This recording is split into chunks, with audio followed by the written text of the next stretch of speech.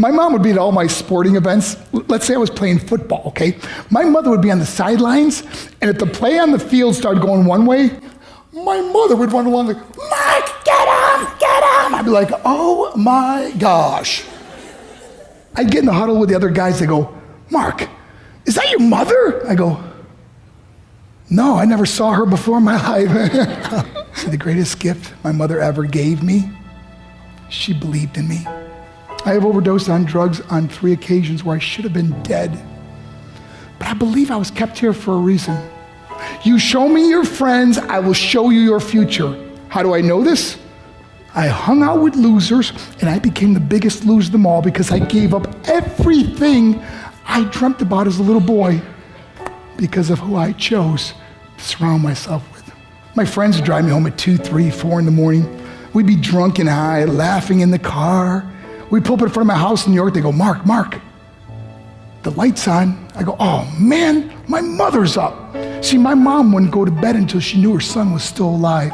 I'd walk in, she'd say, hi, Mark, how was your night? I go, it was good, Mom, I'm just gonna go to bed. She goes, can I talk to you for a minute? I go, Mom, I'm tired, I'm just gonna go to bed. She goes, Mark, I haven't seen you all day and all night. Can I please talk to you? I said, man, just leave me alone. You bug me. I'd slam my bedroom door on the one person who believed in me.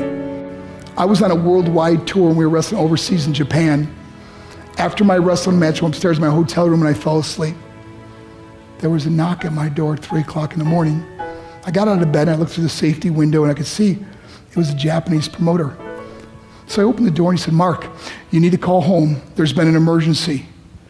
I went and got on the hotel room phone. I called back to the United States. I said, hey, what's going on? They said, Mark, I don't know how to tell you this. I said, just tell me what happened. All of a sudden they started crying. They go, Mark, I can't tell you. I said, just say it. They said, Mark,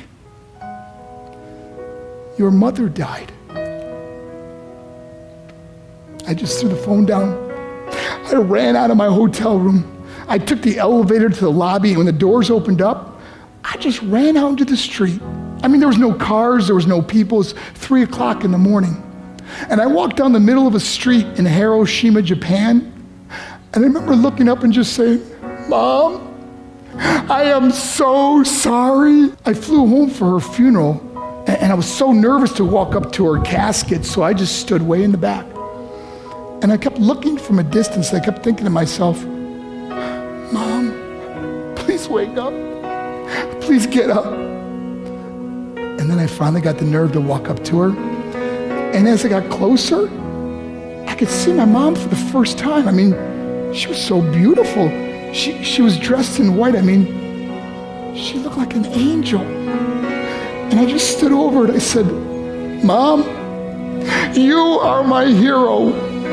Everything I am, everything I hope to be was because of you. You loved me so much. You gave me a life. You're the only one that ever believed in me. How did I repay her?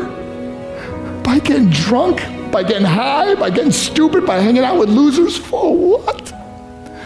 All she ever wanted to do was talk to me. I wish I could talk to you now, Mom.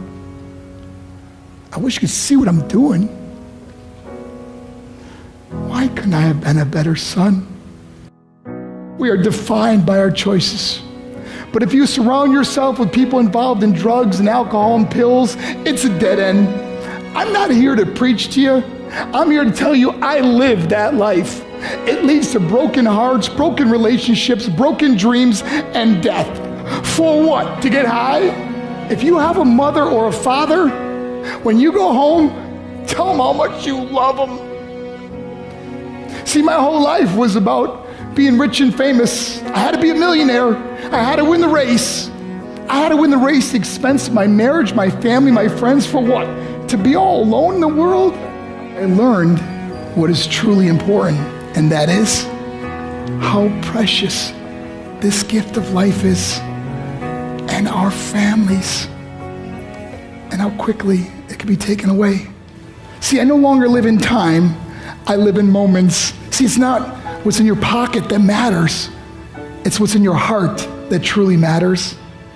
Love Love is just a word until somebody comes along and gives it meaning. You're the meaning.